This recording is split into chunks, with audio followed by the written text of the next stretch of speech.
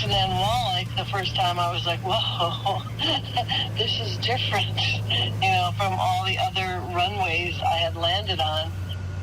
A preliminary report in the Nanwalek plane crash that left 2 people dead and another injured, now public after its release earlier today. Good evening. A second pilot of a plane that was behind the one that crashed in April, now on record describing the moments leading up to that crash. Johnson Kuhn updates us after speaking with the National Transportation Safety Board's regional chief for Alaska. Johnson.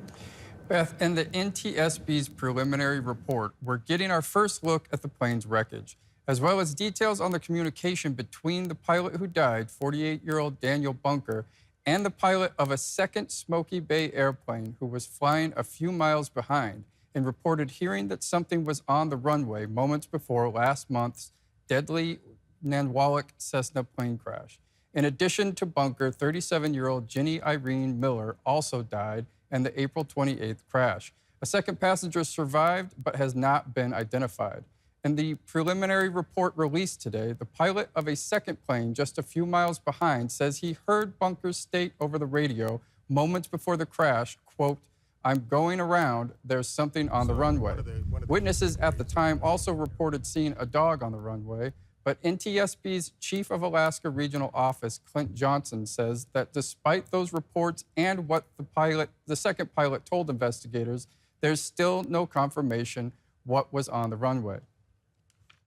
He basically just said there's something on the runway, in essence going around, didn't indicate it was a dog. Where the dog portion comes into it is obviously the witnesses at Nanwalek that reported that, yes, there was a dog on the runway.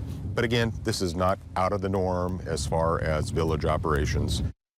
Johnson said the wreckage has been moved from Nanwalek to a controlled area in Wasilla, where a further examination will take place in the coming weeks. He says investigations like these typically take around a year to be completed. Johnson Kuhn, Alaska's news source.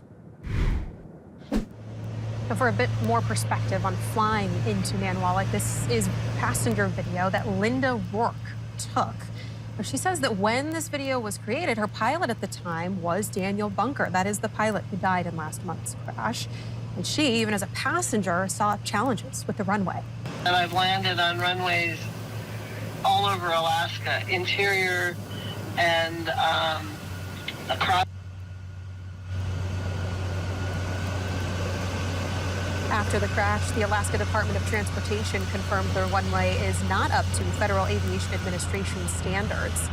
The DOT spokesperson says the state's been looking into relocating the Nanwalek runway for several years, but did not provide a timeline for the future of that potential project.